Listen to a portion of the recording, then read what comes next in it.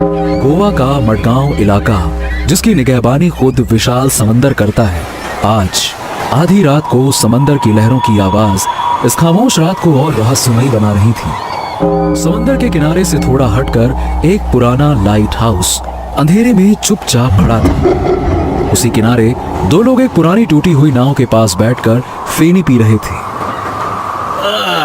वाह भाई, आज तो मजा आ गया।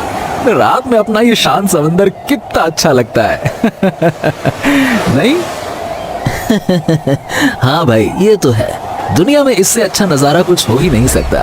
हाँ, लेकिन एक बात बोलूं, वो सामने उस लाइट हाउस को जब जब देखता हूं ना, पता नहीं क्यों वहां जाने का मन करता है। अबे छोड़ ना, क्यों उस मनहूस लाइट हाउस का नाम ले रहा है? अरे यहाँ अपन इतने अच्छे से एंजॉय कर रहे हैं और तू उस लाइट, अबे छोड़ उसको, चल इधर ध्यान दे। उठा उठा उठा उठा। Cheers cheers.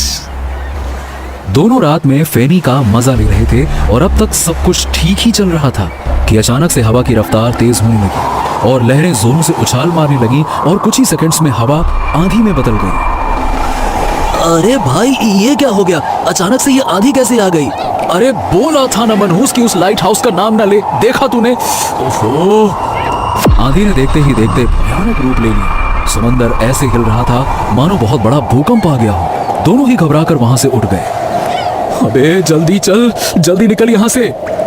जाते जाते जाने क्यों उस आदमी की नजर वापस से लाइट हाउस पर अटक गई। अरे जल्दी चलना यहाँ से, घूर क्या रहा है?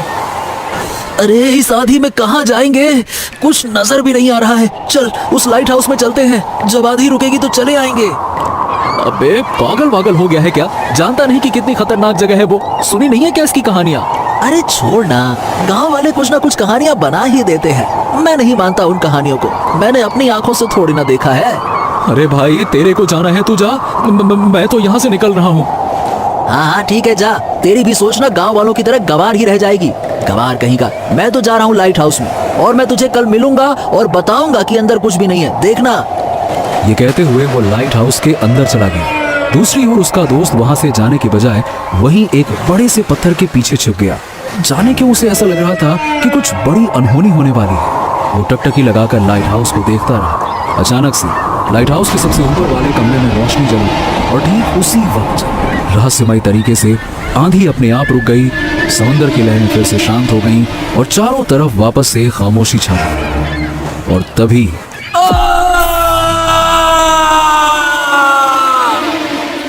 एक जोरों के चिल्लाने की आवाज ने समंदर पर छाई खामोशी की छाती को चीरकर मडगांव के सारे इलाके को अपने आगोश में ले लिया। वो चीख उस आदमी की थी जो लाइट हाउस के अंदर गया था। आखिरकार गांव के लोगों की कहानी सच निकली। लाइट हाउस की खिड़की के बाहर उस आदमी की लाश रस्सी से लटक कर झूल रही थी। गोवा का नाम सुनते ही सबके जहन में ख्याल आता है छुट्टियों का, मौज मस्ती का और समंदर की बलखाती लहरों का। लाखों लोग यहाँ पे हर साल अपनी सारी चिंताएं भूलकर घूमने के लिए आते हैं। लेकिन उन लोगों के ठीक उलट आज मडगांव के किनारे गंगा नाम का मछुआरा चिंता में डूबा हुआ था। ओहो, कल एको ठो मछली जाल में ना फंसी रही, आज तीन तीन ठो जाल बिछाए हैं।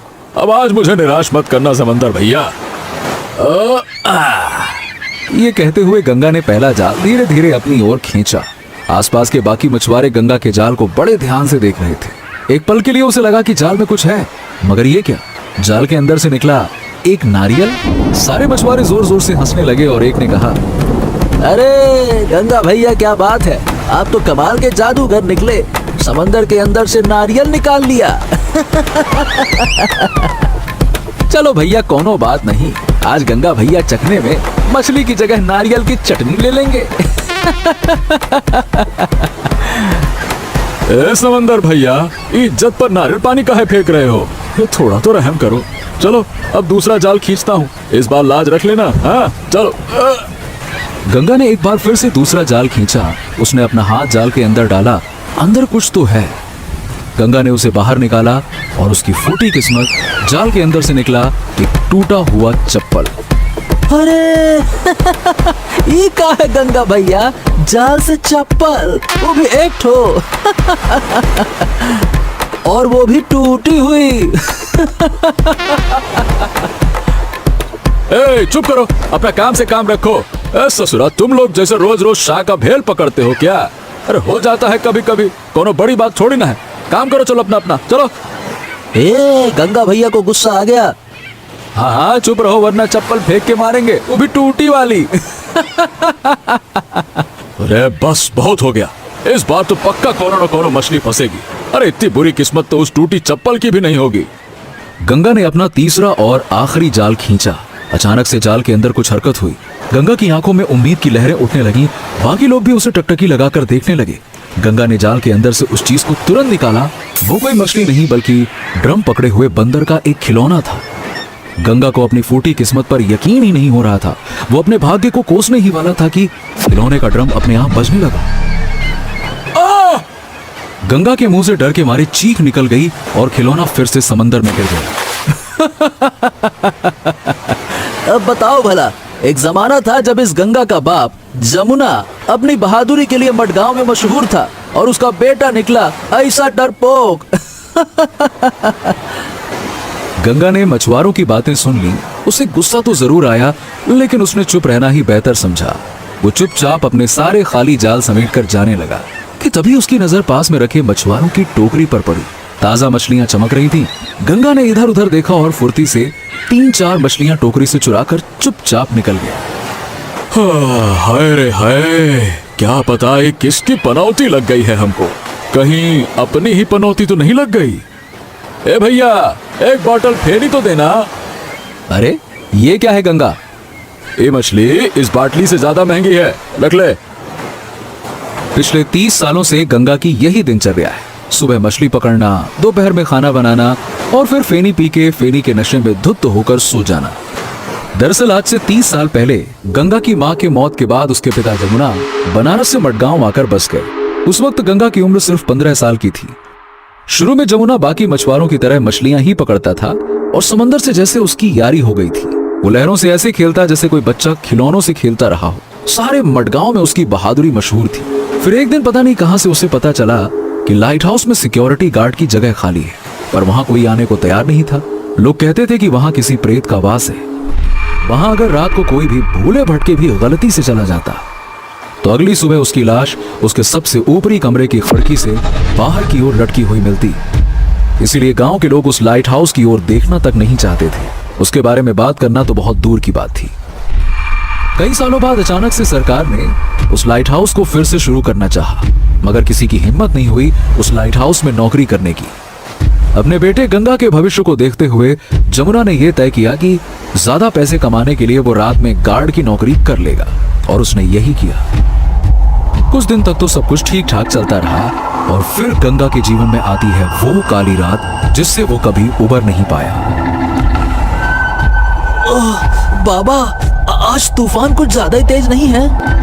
हाँ बेटा, इसीलिए हमें ज्यादा सावधान रहने की जरूरत है। और हाँ, संभल के सीढ़ियां चढ़ना, ठीक है?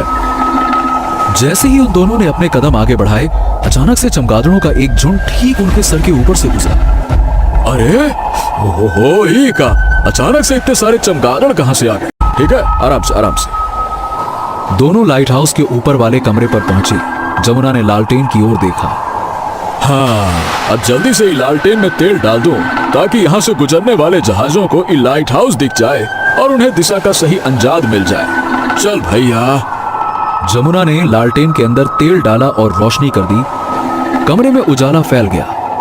लालटेन की रोशनी में जमुना और गंगा की परछाई कमरे की दीवार पर साफ दिख रही थी। अचानक से गंगा ने देखा कि दीवार पर एक तीसरी परछाई धीरे धीरे फैल रही है। गंगा ने तुरंत चारों ओर नजर दौड़ाई, पर वहां उन दोनों के अलावा और कोई नहीं था। वो डर गया। उसने अपने पिता की ओर देखकर बोला, बाबा बाबा, वहां कोई दीवार पर है। जमुना ने दीवार की ओर देखा, लेकिन उसे कुछ भी नजर नहीं आया। अरे कहां बेटवा? वहां तो कुछ ना है। लेकिन गंगा को वो दीवार की तीसरी परछाई साफ साफ नजर आ रही थी। अरे बाबा, आपके ठीक सामने ही तो है। बाबा, हम लोगों के अलावा यहाँ कोई और भी है जिसकी परछाई वो दीवार पर पड़ रही है। अरे बेटा, ये क्या बोल रहे हो? यहाँ हम लोगों के अलावा और कौनो नहीं है। बाहर तेज तूफान है ना, तुम्हें शायद किसी हिलती हुई चीज की परछाई दिख गई होगी। हाँ, चिंता ना करो, हम है ना। बाबा, मुझे बहुत डर लग रहा है। जमुना ने गंगा के मासूम चेहरे की ओर देखा और मुस्कुराते हुए गंगा से कहा, ए बेटवा, जिंदगी में जब जब तुमका डर लागे ना तो याद रखना तुम्हारा नाम है गंगा। बनारस में बहती गंगा को याद करना। अरे इतनी विशाल गंगा भला कैसे किसी से डर सकती है, अरे गंगा हो तुम, गंगा। पर गंगा को अभी भी वो परछाई साफ साफ दिख रही थी। अचानक से उस परछाई के हाथ लंबे होने लगे। गंगा एकदम से चौंक गया और वो दौड़ के जमुना से जाके लिपट गया। अरे अरे अरे बस बस बस बस, अरे क्या हो गया है बेटवा तुम्हें? वहाँ कुछ सोना है, जाओ उस कुर्सी पर आराम से जाके बैठो। अरे बैठो तो, जाओ जाओ। उस परछाई के लंबे होते हाथ कमरे में रखे एक रस्सी के गुच्छे पर गए। परछाई ने उस रस्सी को उठाया और कमरे में लगे एक पुराने खंभे से बांध दिया और फिर परछाई ने रस्सी का दूसरा सिरा झट से जमुना के गले में फेंक दिया। इससे पहले कि जमुना संभल पाता, रस्सी उसके गले में खुद ब खुद बंध गई और धीरे धीरे कसने लगी। जमुना के मुंह से जोर की चीख निकल गई। परछाई के हाथों ने जमुना को जोर से धक्का देकर जमीन पर गिरा दिया और खिड़की की ओर घसीट कर ले जाने लगा। डर के मारे गंगा की हालत खराब थी। वो चिल्लाना तो चाह रहा था, लेकिन उसके हलक से एक शब्द नहीं निकल पा रहा था। वो वहीं खड़े खड़े थर थर कांप रहा था। दूसरी तरफ रस्सी के कसाव की वजह से जमुना की आंखें ऐसी हो गईं मानो वो चेहरे से बाहर आ गई। परछाई ने एक बार फिर से जमुना पर वार किया और उसे खिड़की के बाहर फेंक दिया। उस भयानक तूफान में चीखती लहरों के बीच गंगा के पिता की लाश लाइट हाउस के खिड़की के बाहर रस्सी पर लटक रही थी। ये सब कुछ गंगा नहीं सह पाया और वो वहीं पे बेहोश हो गया। हालांकि आज इस हादसे को 30 साल बीत चुके हैं, लेकिन गंगा के मन से आज भी वो डर नहीं गया। गांव में भोर की किरण फूट चुकी थी। गंगा हर रोज की तरह उम्मीद का सूरज अपने कंधों पर लाद कर समंदर की ओर निकल पड़ा। अब कुछ ठीक चल रहा था कि तभी एक लड़का दौड़ते दौड़ते वहां पहुंचा और जोर जोर से हाँफ रहा था। गंगा और बाकी के मछुआरे उसकी तरफ हैरानी से देखने लगे। वहाँ आई जी, वो वहाँ। हाँ। अरे क्या हो गया, इतना हाँफ क्यों रहा है? थोड़ा दम तो ले ले। गंगा उस लड़के के पास पानी की बोतल लेके आता है। अरे आराम से भाई, आराम से, ये ले पानी पी और बता क्या बोल रहा है। Light house. हाँ लाइट हाउस है और वही है जहाँ कल था। ये लो पानी पियो। और तुम तो ऐसे हाँफ रहे हो जैसे कोई लाश देख लिए हो। हाँ वही लाश ही है वहाँ पे। लाश सुनते ही गंगा के हाथों से पानी का बोतल छूट जाता है। क्या कहा? लाश? कहाँ है लाश? बाकी मछुआरों ने उस लड़के को घेर लिया। लाइट हाउस की खिड़की से किसी की लाश लटक रही है। क्या? लाश? फिर से? ये सुनते ही गंगा की आंखों के सामने उसके पिता की झूलती हुई लाश कौंध गई। गंगा से अपना बीता हुआ भयानक अतीत बर्दाश्त नहीं हुआ और वो चुपचाप वहां से जाने लगा। अरे गंगा, कहाँ चल दिए भैया? Light house. गंगा ने कोई जवाब नहीं दिया। अरे भाई, लाइट हाउस जाने की कोई जरूरत नहीं है। अरे वापस आओ। वहाँ किसी की लाश वाश नहीं है। हम तो यूं ही मजाक कर रहे थे भाई। अरे भाई, डरपोक वहाँ क्या जाएगा? याद नहीं, इसके बाद जमुना की लाश भी ऐसे ही मिली थी। है बहुत भयानक प्रेत का निवास है वो लाइट हाउस में। और इस ससुरा तो गली के कुत्ते से भी डरता है, तो वो प्रेत वाली जगह पे क्या खाक जाएगा? जाते जाते गंगा ने उस मछुआरे की कड़वी बातें सुन ली, मगर फिर भी वो बिना कुछ बोले चुपचाप वहां से चला गया। गंगा आज बहुत उदास था। रह रहकर उसे अपने पिता जमुना की याद आ रही थी। अरे ये डरपोक वहां कहाँ जाएगा? याद नहीं, जमुना की लाश भी ऐसे ही मिली थी। बहुत भयानक प्रेत का निवास है वो लाइट हाउस में। और ये तो ससुरा गली के कुत्ते से भी डरता है, तो उस प्रेत वाली जगह पे क्या खाक जाएगा? डरपोक? सब हमका पीठ पीछे डरपोक कहते हैं। हाँ, का गलत कहते हैं। हमारे ही सामने वो मनहूस परछाई ने हमारे बाबा को मार डाला और हम कुछ ना कर सके। गंगा ने करवट बदली तो उसकी नजर दीवार पर टंगी उसके बाबा की तस्वीर पर गई। वो उसे बड़े ध्यान से देखने लगा। मानो उसके बाबा जमुना की आंखें गंगा से कह रही हों, बेटा तुम क्या कर सकते थे, तुम उस वक्त बहुत छोटे थे। हाँ तब तो हम छोटे ही रहे, पर अब तो हम बड़े हो गए हैं ना, फिर बड़े होकर भी हम इतना काहे डरते हैं। ये सोचते सोचते गंगा उठकर घर के